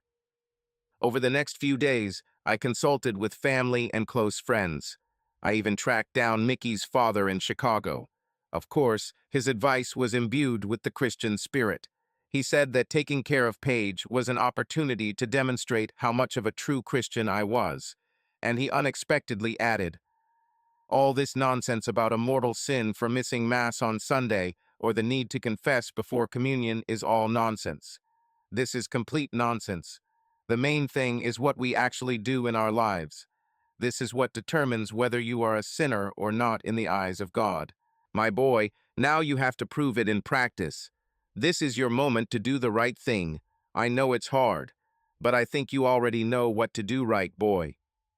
My mom was an even bigger surprise. She was never given to delicate expressions and told me everything she thought in the most literal sense. The more she spoke, the stronger her accent became, and she herself became more and more excited. Although she had been the epitome of Christian charity all her life, Mom was adamantly opposed to my continuing to interfere in Paige's life. She vehemently condemned her, calling her a whore. God help me, but I swear on the soul of your dead father, God bless him, this little devil will only bring you pain. If you accept her, you will be her Ahmed Han. Move on with your life, son. You don't have time to mess around with some harlot. In the end, I went against my mother's will, and while she didn't stop communicating with me because of this, she stated that she didn't want to see Paige and would stay away from me until I pulled my damn head out of my ass. For me, this woman is useless, like a lighthouse in a swamp. But I just felt like I didn't have much of a choice. Paige was still the woman I would love forever, and I had to help her. In my next conversation with her doctor, he said it was time to take the next step. I think Paige is ready to hear the truth about the last 2 years. Over the next few days, we will gradually tell her. But we won't go into the gruesome details. You will tell her that you just stopped loving each other and decided to separate. When we feel she's ready, you can take her home. We will contact you by phone, and you will need to bring her in every couple of weeks so we can monitor her progress. So, over the course of a few days, we began to gradually bring Paige up to speed. We told her about the accident and her amnesia. The evening before she was ready to go home, we decided it was time to tell her about our breakup. I explained this to her as gently as possible, but she kept repeating, "No, Rocco, this can't be true. This is impossible. I would never do this to you. I love you. Oh God, what have I done to you? Please tell me it's not true." Her tears flowed nonstop throughout this entire conversation. She simply refused to accept reality. In the days leading up to Paige's return home, I took care of the house. Honestly, I never slept in our bedroom again after the divorce. This may sound weird, but by this point you already realize that the whole damn thing is weird. What else could be proof of my madness? I closed our bedroom like a crypt. The day I left Paige, I put all my things away and then closed the door to that room and never went in there again. If you walked into this room, it would be like a time machine, transporting you back 2 years. I didn't touch her things. I just left there, like I left our marriage. The guest room became my bedroom. Hell, I didn't spend much time at home at all during baseball season. I thought about selling the house a couple of times, but never got around to it. Well, thanks to my laziness, Paige's return to normal life will be easier. She'll come back to our bedroom, and it'll be like she never left. Considering that it was early autumn, it was a little cool outside. To pick up Paige from the hospital, I found her old jeans and a sweatshirt she liked to wear with the University of New Amsterdam logo on it. I even found her old sneakers. Paige's first day at home was completely normal, without the slightest feeling of strangeness. But for me, it caused a strange mixture of confusion, sadness, and excitement. For dinner, I ordered pizza from our once favorite place. When it was time to go to bed, we both had to deal with a 500-pound gorilla in the room. Sleeping conditions. By then, Paige already knew the story of our breakup, which the doctor and I told her. But facing this reality here and now made her tremble with anxiety. When I said I'd be sleeping in the guest room, her bottom lip trembled, and she asked, "Rocco, can't you just stay with me one night? I'm so scared by everything you said. I don't know if I can face this night alone." "Sorry, Paige, but it's better this way. Listen, I'll be right behind the wall. If you need anything, just call me, okay?" With these words, Paige burst into tears, and even though my heart had long been hardened towards her because of how she had destroyed me, I couldn't stop myself from hugging her.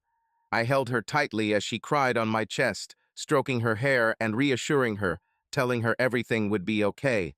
It seemed like she would never leave my side that night, but I finally led her into the bedroom and closed the door behind her.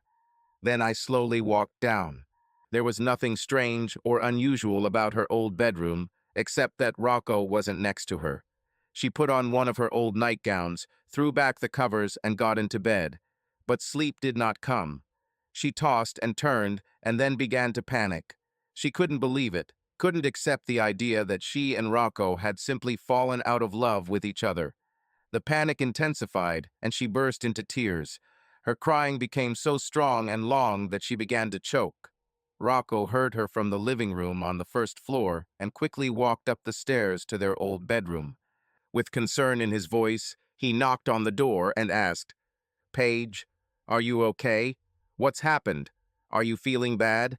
"It's okay," Paige answered, having controlled herself. It's just hard to accept all this, that's all. But thanks for stopping by. When she was sure that Rocco was gone, the crying resumed, but now she tried to muffle her sobs with a pillow. Why, God? She whispered again and again. Why? This night turned out to be sleepless for both of them. On the second night, Rocco heard her crying again. This time he knocked and immediately said he was coming in. Before Paige could shoo him away, he quickly and decisively entered the room and sat down on the bed. You're not okay. Paige, please talk to me. Sorry, Rocco. I'm probably causing you a lot of problems. I'll leave tomorrow. You don't have to put up with me and complicate your life. Paige, I promised the doctor that I would take care of you. Therefore, I insist that you stay until he says that you can live alone. Again, tears flowed down her cheeks, and despite all the pain that he experienced when he left her once, his heart ached for her. She sat up abruptly, almost in a whisper, and asked hesitantly, "Can you hug me? Please." He wrapped his strong arms around her and held her tightly to him, just as he had done before. Make it all disappear, Rocco. Please make it all go away. Fine. I'm holding you. Just hold on to me. Without asking, he carefully laid her down on the bed. She buried her head in his chest, and after a few minutes her breathing became calmer. She fell asleep in his arms. After some time, he managed to free himself from her tight grip. He left her sleeping in the room alone. But for him, it was again a sleepless night. Since it was the off-season, Rocco spent almost every minute with Paige, helping her recover. Over time, they established a familiar, albeit somewhat tense and awkward, rhythm of living together. One Sunday afternoon, he had to go to a baseball banquet. When he returned home, the aroma from the kitchen nearly knocked him off his feet. There was Texas beef stew with cornbread waiting for him. Paige was proud that she was able to do something on her own without his help.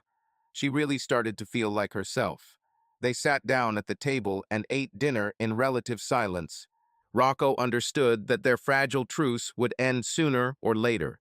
But at that moment, he had absolutely no idea how this would happen. Over the next few weeks, Paige and Rocco became increasingly comfortable with each other. They watched TV, went to restaurants and movies, and did normal things like loving couples, except sex. All this time, Rocco struggled with himself, suppressing the natural desire to be with a woman he longed for more than anyone else in the world. He couldn't afford to lose control, knowing what it could lead to. He tried very hard to control himself. As for Paige, she did everything to encourage a physical reunion. She was the first to start holding his hand. I kissed him when we met, even if it was mostly innocent kisses on the cheek.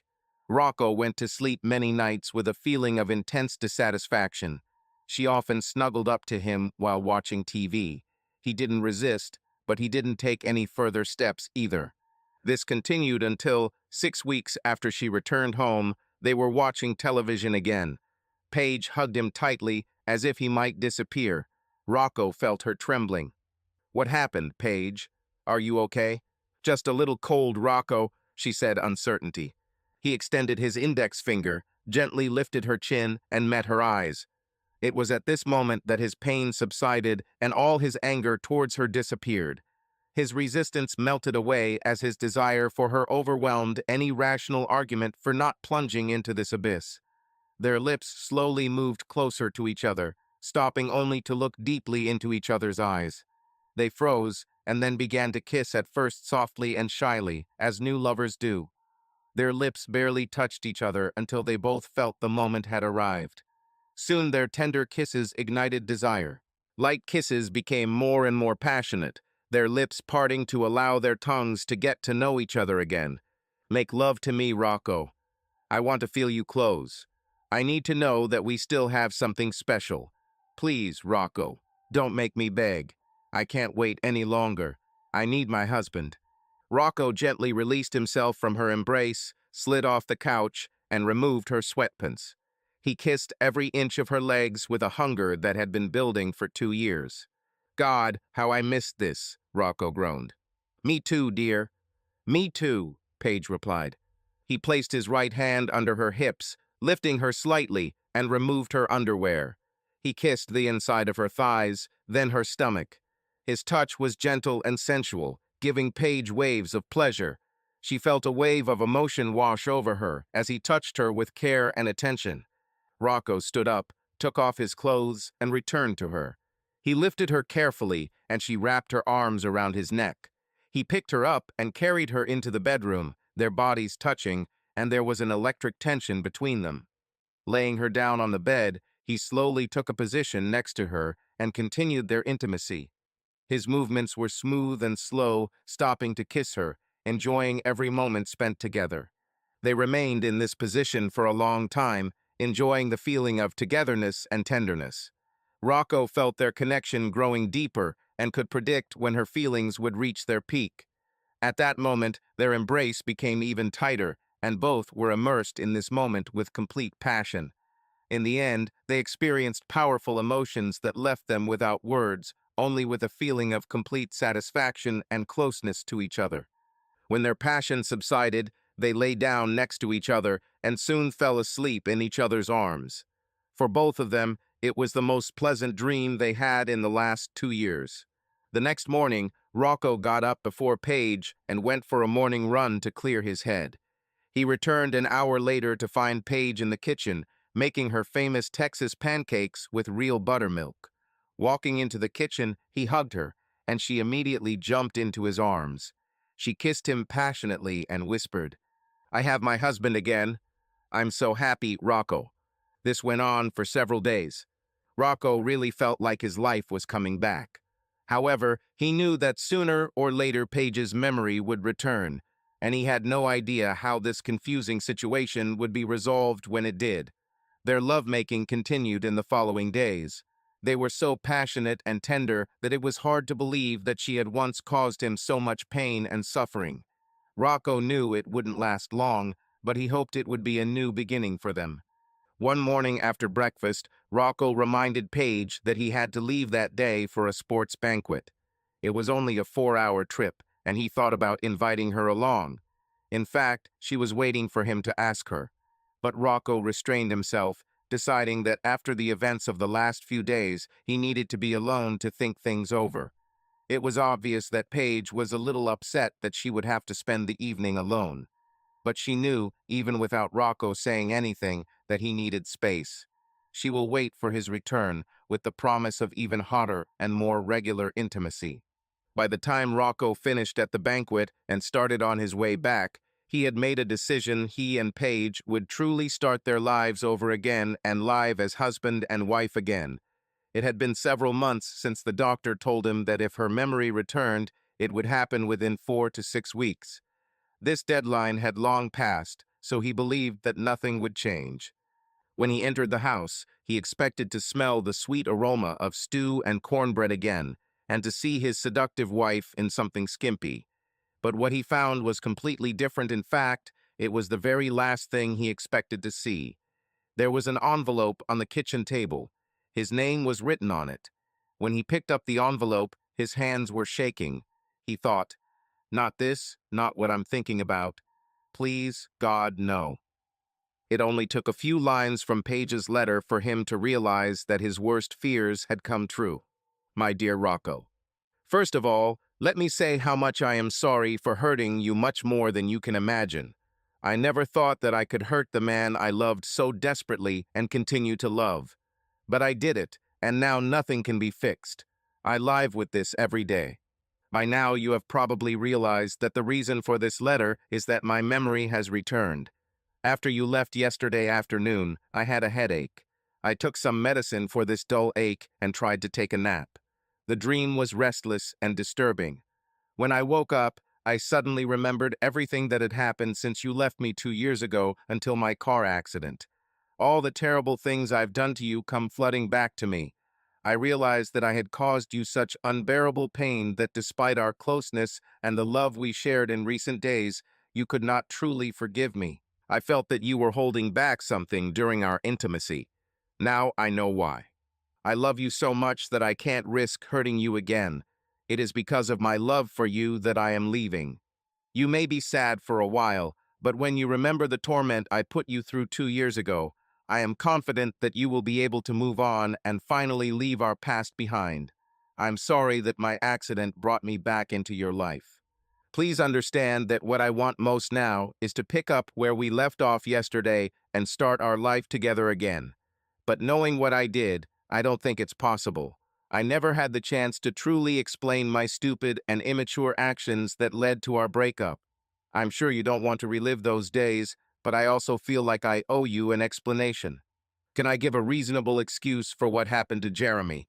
No, I have to take responsibility for ruining our marriage.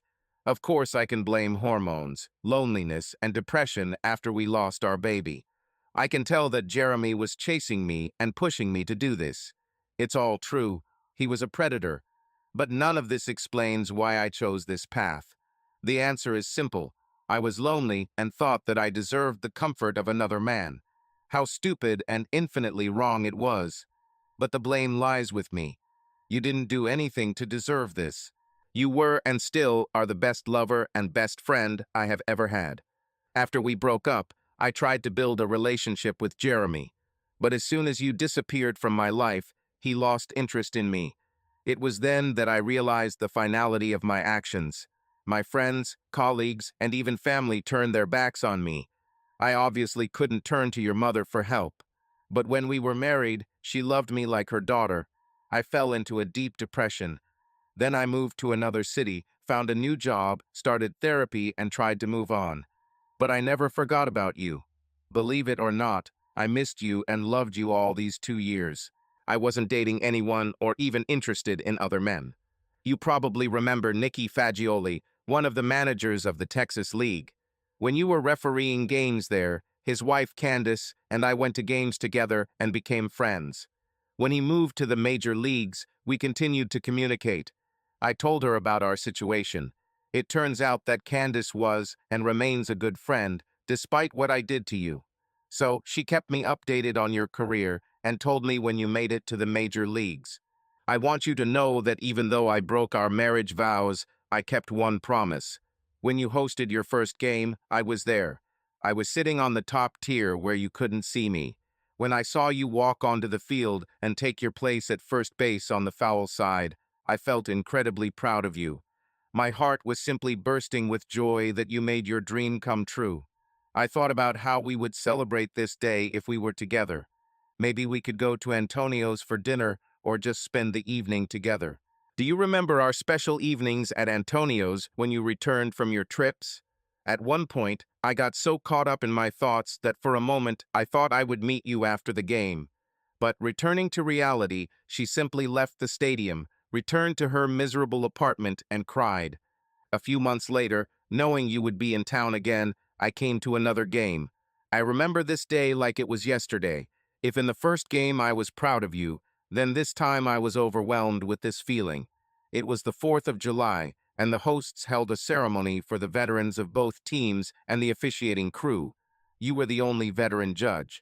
The PA announcer listed the battles you fought in, and then read out your award, the Silver Star. Rocco, I didn't even know about it. You never told me about your service. In fact, I didn't even know you were in the Marines until this day. And to think that I once thought that you were not as brave as that scoundrel who seduced me. Sorry. Lately, all I can think about is how sorry I am. Rocco, you deserve a woman and a partner who will always be faithful to you. I'm terrified by the thought that something dark inside me could come out again and I'd hurt you. I can't let this happen. I made peace with my brother, which is a miracle in itself, considering how angry he is at me for what I did with my life. I'm moving to Texas and will be living with him until I find a job and get settled. And one last thing. The day you left me 2 years ago, you asked me a lot of questions. I thought about them often. After you left, I didn't give Jeremy a chance to do what you did. I'm sure that, being the marriage breaker that he is, he never froze with delight when I accidentally touched his hand. He didn't want to spend his whole life with me. He didn't appreciate me, didn't show the slightest sign of love or affection. All he wanted was to get me into bed and win a stupid battle to humiliate you. He didn't care about me, didn't support me when I was sick or depressed, and didn't care if other men admired me. No, my dear, only you did it. You are a wonderful person. Any woman will be happy next to you. Find a worthy woman, someone you can trust who won't break your heart. Forget about me. I'm not worth it anymore. I will always love you. Thank you for taking such good care of me during my recovery. You didn't have to do this.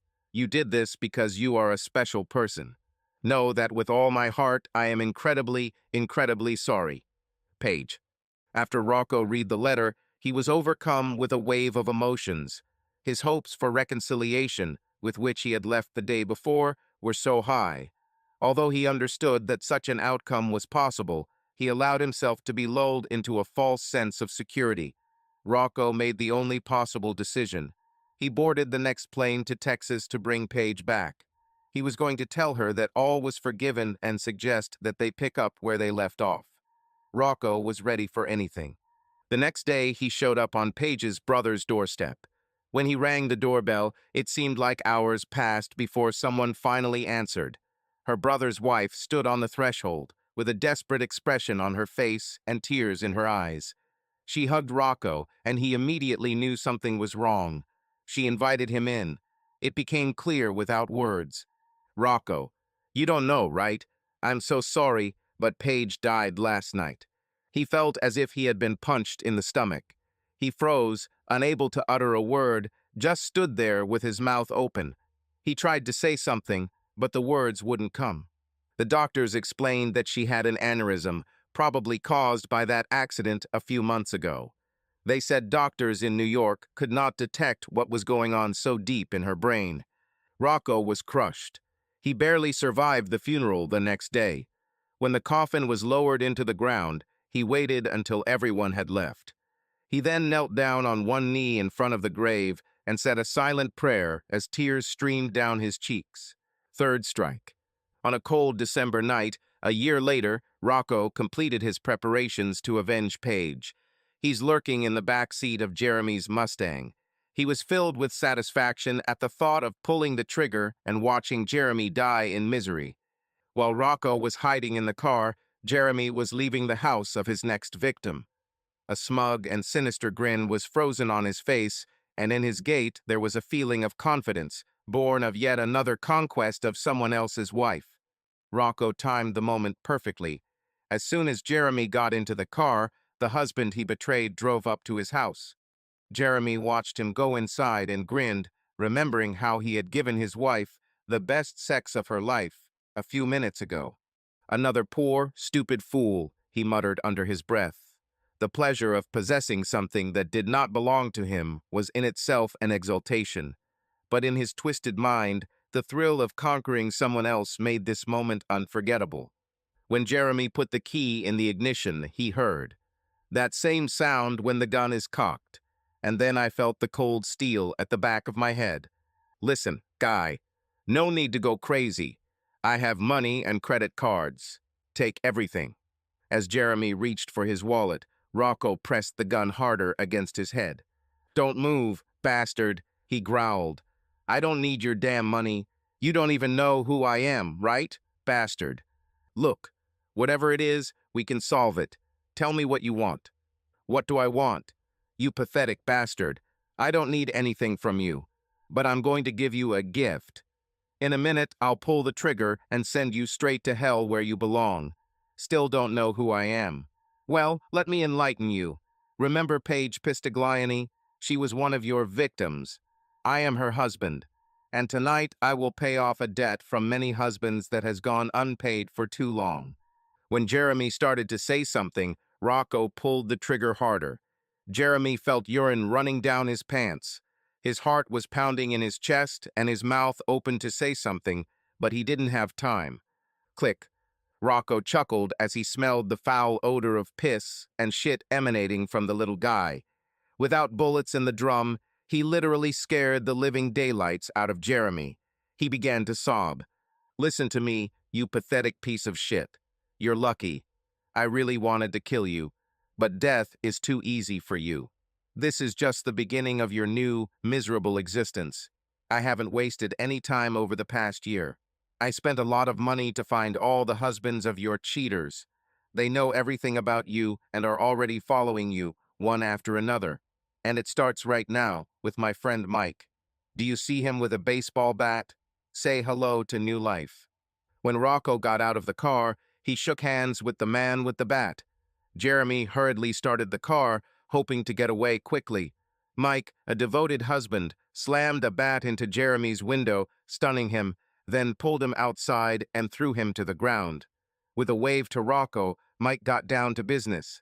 As Rocco drove away, he heard the sound of bats hitting bones and screams echoing through the night. But there was no smile on Rocco's face.